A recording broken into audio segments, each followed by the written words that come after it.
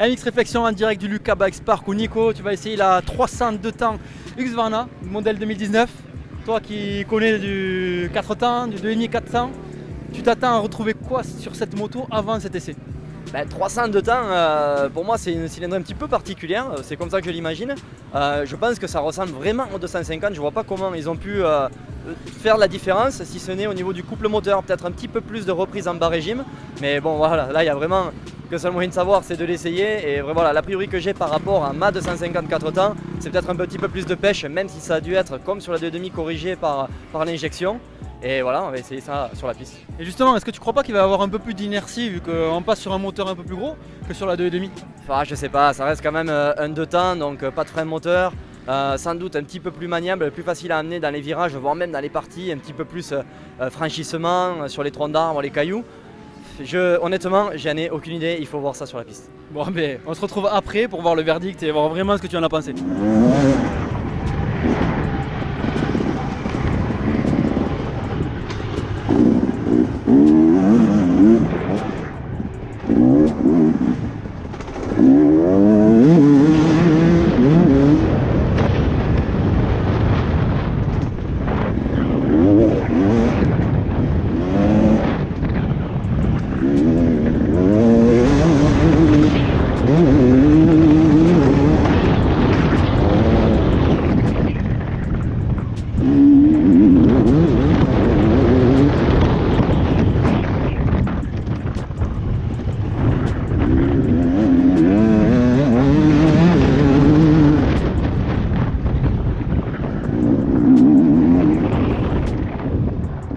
Alors Nico, verdict après cette session d'essai de 302 temps.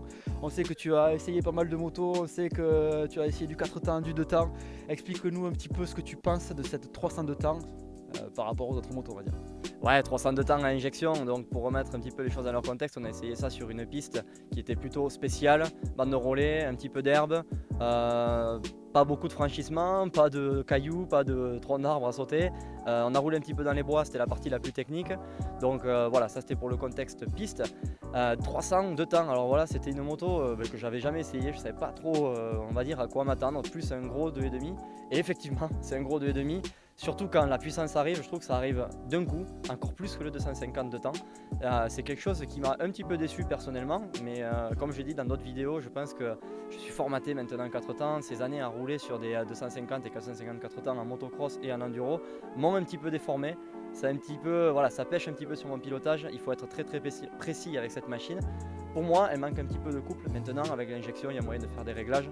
Voilà, c'est quelque chose, c'est une moto, j'ai l'impression qu'elle a encore un carburateur. Mais encore une fois, c'est une question de réglage. La moto, elle est sortie de la caisse du camion aujourd'hui, elle était toute neuve. Donc il y a peut-être quelques petits coups de tournevis à mettre.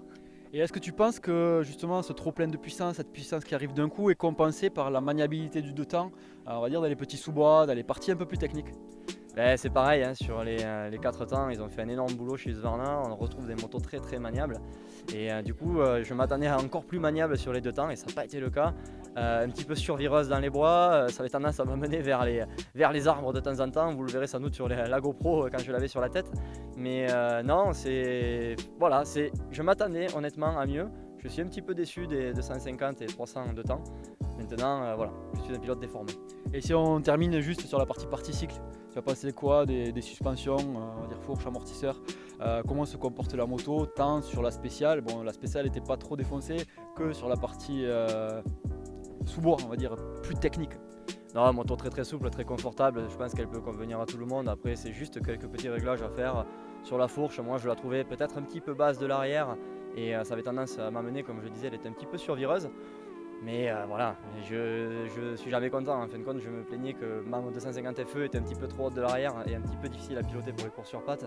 Là maintenant, elle est un peu basse de l'arrière, je me plains quand même. Donc à voir, j'ai peut-être un juste milieu à trouver. Et en enduro, c'est pas facile parce qu'on a des spéciales, on a des franchissements, on a toujours des terrains un petit peu hybrides et il faut savoir s'adapter. Bon, mais merci beaucoup en tout cas, et n'hésitez pas à aimer la vidéo, à la partager à une personne qui est intéressée par cette moto ou qui se pose des questions sur celle-ci.